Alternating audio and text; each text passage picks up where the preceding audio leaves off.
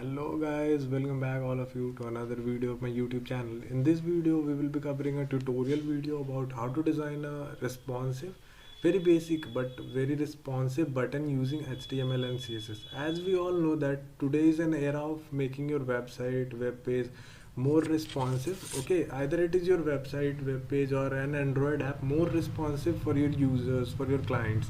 And trust me guys, button is a very simple but very means button plays a very vital role in making your web page, website or your home screen very responsive. Okay, so without wasting any more time, let's get started.